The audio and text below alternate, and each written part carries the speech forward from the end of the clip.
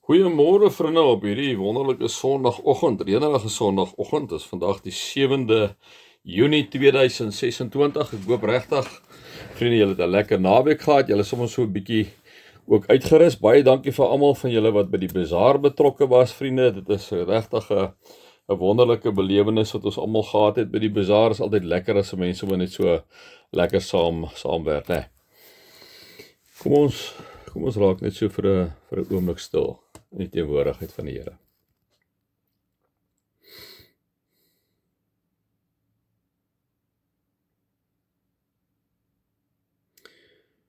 Vader God, baie dankie vir die groot voorreg wat ons het om in U teenwoordigheid te mag wees. Die voorreg wat ons het, Here, om te weet dat U is God, die almagtige God, die skepper God, deur die Gees, Here, inderdaad, Here, na ons luister.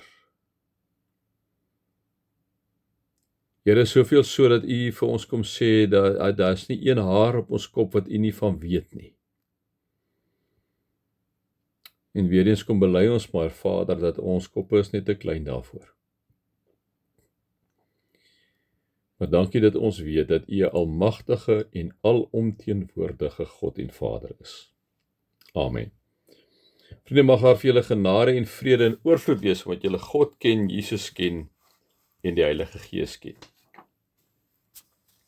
Ek gaan vandag 'n bietjie met julle saam lees uit Lukas 15, vriende. 'n gedeelte wat julle uit die aard van die saak baie goed ken, maar wat net vir my altyd 'n amazing gedeelte lê. En dit is interessant hoe ek nou hulle sommer begin van hierdie week al met besluit, maar wat wil ek vir julle sê? Dit is net asof daar twee goed die heeltyd by my opgekom het. Heeltyd, en ek gaan dit nou vir julle sê. En toe dink ek maar hierdie verhaal, hierdie gelykenis is 'n amazing gelykenis. So kom ons lees dit verder. Jesus het gesê, daar was 'n man wat 2 seuns gehad het. Die jongste het vir sy pa gesê, pa, gee my die deel van die besittings wat my toekom.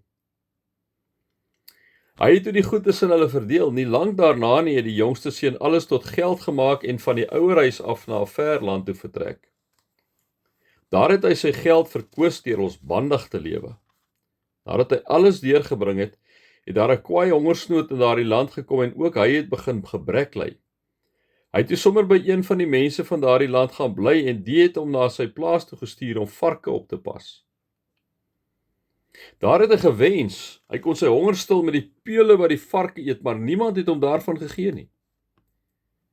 Toe kom hy tot een keer en sê, my pa het wie weet hoeveel dagloners en hulle het almal oorgenoeg kos en hier vergaan ek van die honger. Ek sal dadelik na my pa toe teruggaan en vir hom sê, pa, ek het teen God gesondig. Ek is nie meer werd om pa se geseën genoem te word nie. Behandel my soos een van pa se dagloners. En hy het sonder versuim na sy pa toe teruggegaan. Toe hy nog ver aankom, het sy pa hom al gesien en hom innig jammer gekry. Hy hardloop hom tegemoet, omhels hom en soen hom. Toe sê die seun vir hom, pa, ek het teen God en teen pa gesondig. Ek is nie meer werd om pa se seun genoem te word nie. Maar sy pa roep sy werksmense, maak gou, bring klere die beste en trek dit vir hom aan. Sit vir hom 'n ring aan sy vinger en trek vir hom skoene aan en bring die vetgemaakte kalf, slag hom en laat ons eet en fees vier. Hierdie seun van my was dood en hy lewe weer, hy was verlore en ek het hom teruggekry. Toe het hulle begin fees vier. Sy oudste seun was nog in die veld. Toe hy terugkom en naby die huis was, hoor hy die musiek en die singery. Hy roep die een van die bediendes nader en vra hom wat aan die gang is. En die bediende antwoord, u broer het gekom en u pa het die vetgemaakte kalf geslag, omdat hy hom behoue en gesond teruggekry het. Toe het die oudste seun kwaad geword en hy wou nie in die huis ingaan nie. Sy pa gaan toe uit en praat mooi met hom, maar hy antwoord, kyk, al die jare werk ek soos 'n slaaf vir pa, nog nooit het ek 'n opdrag van pa verontagsaam nie, en vir my het pa net nog nooit eers 'n bokkie gegee, sodat ek saam met my vriende kan feesvier nie. Maar nou dat hierdie seun van pa, wat pa so goed met prostituie deurgebring het, terugkom, het pa vir hom die vetgemaakte kalf geslag. Sê die pa vir hom, kind, jy is altyd by my, en alles wat ek het is ook joune. Maar ons kan tog nie anders as om fees te vier en bly te wees nie, want hierdie broer van jou was dood, man, en hy lewe weer. Hy was verlore en ons het hom teruggekry. Kom sê die pa. Kom sê die pa vir hom.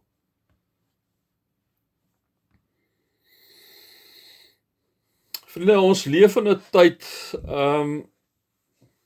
waar mense seker meer aan mekaar verbind is as ooit tevore, né? Hulle is meer verbind aan mekaar as ooit tevore, maar, liewe vriende, ons leef ook in 'n tyd waar mense meer alleen voel as ooit tevore. Dit is so ironies eintlik, né? Ons kan binne sekondes met iemand aan die ander kant van die wêreld kan ons kommunikeer enige tyd, maar baie mense, vriende, voel nog steeds of hulle nie verstaan word nie, of hulle in die pad is, of hulle nie behoort nie. Sosiale media moet ons vir mekaar kom sê, die weet ek en jy nou, vriende, hy het vir ons honderde vriende gegee om te hê, maar tog worstel baie mense nog met die diep vraag, naamlik, sal iemand my aanvaar soos ek is? Nee, dit is baie keer wat by mense is, vriende, wat hulle sal vra, maar wie jy, hoekom aanvaar die persoon my? Ek wil hê julle moet gaan kyk op die YouTube, gaan kyk 'n bietjie die gesprek tussen Simon Sinek en Trevor Noah oor vriendskap, vriende, baie bekommerd oor tegnologie en wat tegnologie maak aan menseverhoudinge. En ek gaan kyk 'n bietjie daar oor vriendskap. Dis net so 'n side note. Ons leef in 'n wêreld, vriende, dit hoef ek nou nie vir julle te vertel nie, wat ons die heeltyd beoordeel word. Ons word beoordeel op grond van ons voorkoms, beoordeel op grond van ons prestasie, ons besitting, ons opvoeding, ons politieke standpunte, ons verlede, selfs ons mislukkings. En soms voel dit vir jou en vir my of die wêreld eenvoudig vir ons sê, maar hoorie, bewys jy is jou waarde, dan sal ons jou aanvaar. Bewys jy is wie jy is, man, dan aanvaar ons jou. Maar die evangelie sê natuurlik totaal iets anders. Die evangelie sê, jy word aanvaar, daarom kan jy verander. Jy word aanvaar, daarom kan jy verander. En dis wat Jesus vir ons presies kom wys in hierdie gelykenis van die verlore seun, liewe vriende.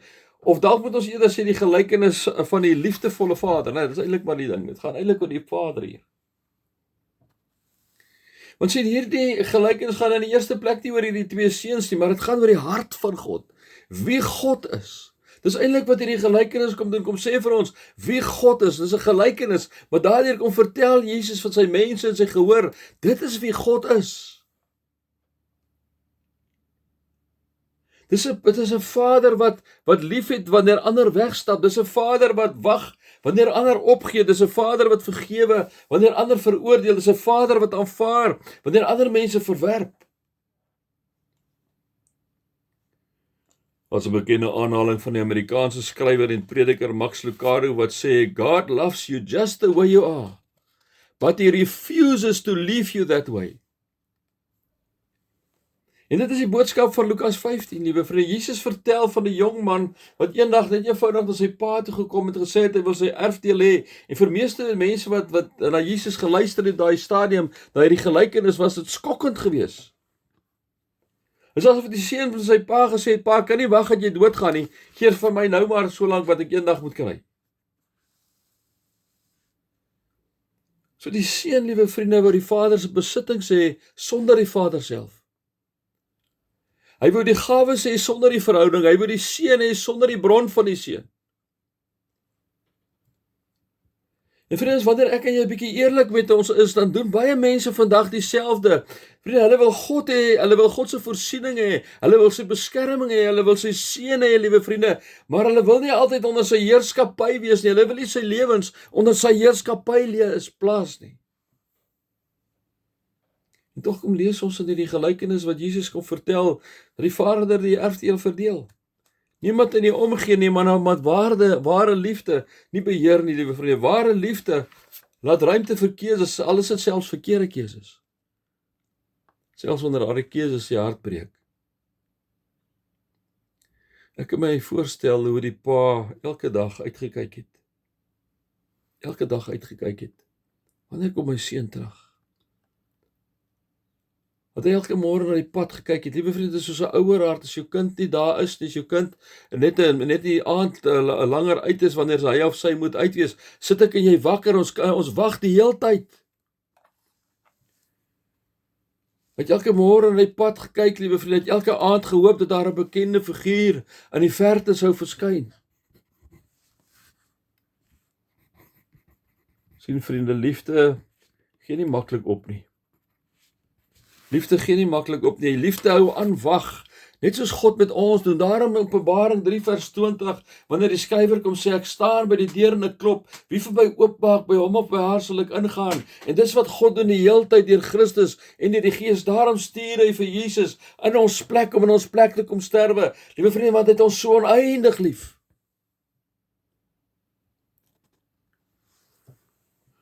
Die jongste seun sien ons gaan na 'n ver land toe, hy mors sy geld uit, hy verloor sy vriende, hy verloor sy status, hy verloor sy waardigheid en uiteindelik sit hy tussen die varke. Vir die Jood was dit 'n verskriklike belewing, en varke was 'n onrein dier.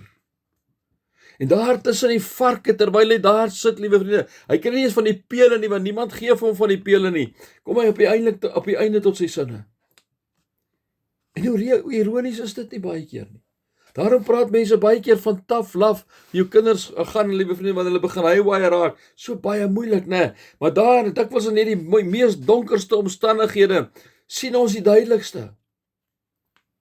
Wanneer alles goed gaan, dink ons het nie God nodig nie. Maar dis wanneer dinge rondom ons begin verbrokkel, liewe vriende, dat ons begin ontdek hoe afhanklik ons van God is. Wanneer ons nêrens anders kan kyk as boontoe nie. Was 'n ware verhaal van die man met die naam John Newton, wat julle al gehoor het en wat ek al by tye vertel het ook hier, vriende.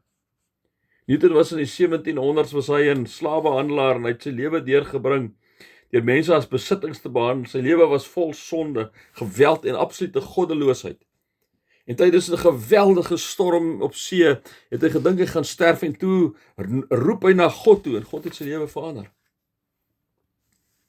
En ons sien Newton het later 'n prediker geword en een van die grootste teenstanders van slawerny. En hy het 'n bekende lied geskrywe op die ou einde, wat ek en jy vandag gaan sing of gesing het. Amazing Grace, how sweet the sound that saved a wretch like me. Wat Newton nie kon vergeet, die liewe vriende, was dat God hom lief gehad het toe hy nog ver was. God het nie vir hom gewag om sy lewe reg te kry nie. God het hom ontmoet binne in sy gebrokenheid, daar waar hy absoluut gebroken en vol sonde was, net soos die Vader die verlore seun ontmoet het.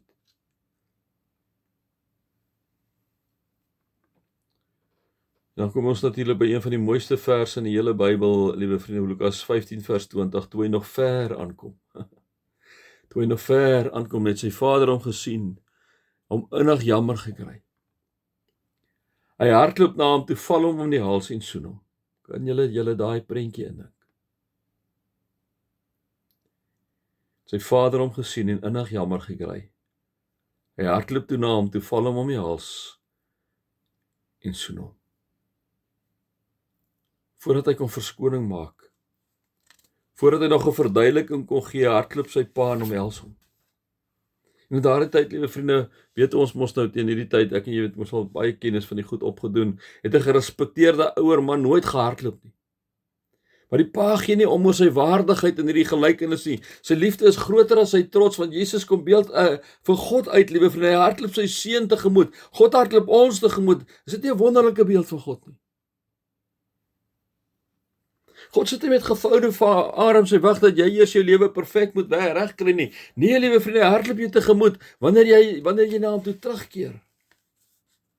Wanneer jy nog ver is. As 'n baie bekende aanhaling van Corrie ten Boom wat die Nazi konsentrasiekampe oorleef het, sy het gesê, "There is no pit so deep that God's love is not deeper still." There is no pit so deep that God's love is not deeper still. Daar's geen put so diep dat God se liefde nie dieper is nie. En dis presies wat die verlore seun ontdek het. Die Vader laat toe dat sy seun, liewe vriende, hierdie voorbereide toespraak begin. Maar hy laat hom net nie eindig nie, liewe vriende. Hierdie kind wil nie, hy weet hy moet nou sy slaaf wees, hy wil nie meer die kind wees nie, maar nee, sê die pa laat hom nie klaar praat nie. Hierdie pa roep sy diensknegte. Hy sê vir hulle, bring die beste kleed, bring 'n ring, bring die vetgemaakte kalf, bring vir hom skoene vir sy voete. Waarom, liewe vriende? Omdat die pa nie net die seun wou vergewe nie. Hy wou maar stel, dit is wat God ook is. Dis wat God is, liewe vriende. God gee nie net vergifnis vir jou en vir my nie. Hy kom gee ons identiteit terug, geskape na sy beeld om te verteenwoordig. Hy gee sy waardigheid terug, liewe vriende. Hy gee sy hoop terug vir jou en vir my. So gee hierdie pa inderdaad dit alles vir die seun terug. Maar dan kom die oudste broer en hier ontdek ons dat daar eintlik 2 verlore seuns in die verhaal was. Die een was verlore in rebellie en die ander een verlore in selfgeregtigheid. Iemand wat uit die hoogte na iemand anders gekyk het, vir iemand wie dit gaan dit baie oor homself. Die jongste seun was ver van die huis af. Die oudste seun was naby die huis, maar ver van die vader se hart af. En toe hy hoor dat daar 'n fees gehou word en sy broer is terug, was hy kwaad, hy kla, hy kritiseer en hy veroordeel. Hy kan nie verstaan waarom sy broer soveel genade ontvang het nie. Kyk wat het die kat hier ingedra. Dit herinner my aan nog 'n aanhaling van Henry Nouwen wat jarelank oor hierdie gelykenis nagedink het, toe hy gesê het, "The real question is not whether I am the younger son or the elder son," en dan sê hy die selfde volgende wat crucial is, "but whether I am willing to become like the Father." But whether I am willing to become like the Father. Die ware vraag is nie of ek en jy, liewe vriende, die jongste of die oudste seun is nie, maar is ons bereid om soos die Vader te word? Het ons die Vader se hart binne in ons, liewe vriende? En dit is die uitdaging, dink ek, wat hierdie gedeelte vir ons kom stel. Want as ons eerlik moet wees, moet ons vir mekaar kom sê, ons is dikwels soos hierdie oudste seun. Ons hou rekord van ander mense se foute. Ons onthou wie ons seer gemaak het. Ons sukkel om iemand 'n tweede kans te gee. Ons wonder of iemand werklik vergifnis verdien. Maar sien, die Vader dink anders. Hy gaan uit na die jongste seun toe, hy gaan uit na die oudste broer toe, hy het albei lief, hy verlang na albei, hy nooi albei in. Die vraag is, gaan ons soos die oudste seun buite staan, of gaan ons die Vader se hart aanneem en vergewe, en onvoorwaardelik aanvaar, without questions asked? Gaan ons mense aanvaar, liewe vriende, soos God hulle aanvaar het? Gaan ons lief hê, liewe vriende, soos God lief gehad het, ons lief het? Gaan ons genade gee soos ons genade ontvang het? Die wêreld vandag het nie nog meer kritiek nodig nie, liewe vriende. Die wêreld vandag het nie nog meer veroordeling nodig nie. Die wêreld het mense nodig wat die hart van die Vader uitstraal. Mense wat uitkyk vir die verlorene, mense wat hardloop om te omhels, mense wat herstel eerder as om af te skryf, mense wat liefde kies bo trots, mense wat genade kies bo oordeel. Want uiteindelik is dit die hart van die evangelie. Ons is almal hier vandag, omdat God nie op ons opgegee het nie. Ons is almal hier vandag, omdat die Vader na ons toe gehardloop het. Ons is almal hier vandag, liewe vriende, omdat sy genade groter is as ons sonde. Mag ons daarom leef, vriende, soos kinders van daardie Vader. Mag ons lief hê soos hy lief het. Mag ons vergewe soos hy vergewe. Vriende, miskien is daar iemand in jou familie wat jy moet vergewe, liewe vriende. Miskien is daar iemand in jou vriendekring of by jou werk wat jy moet vergewe, vir jy moet lief het. Miskien is daar iemand in jou vriendekring wat jy onvoorwaardelik moet aanvaar, soos hy jou aanvaar het. Mag ons vergewe soos hy vergewe het. Mag ons aanvaar soos hy aanvaar het. En mag mense, wanneer hulle na ons kyk, iets van die Vaderhart in jou en my sien. Here, baie dankie dat U vir ons weer eens hierdie bekende verhaal kom gee met ons te praat.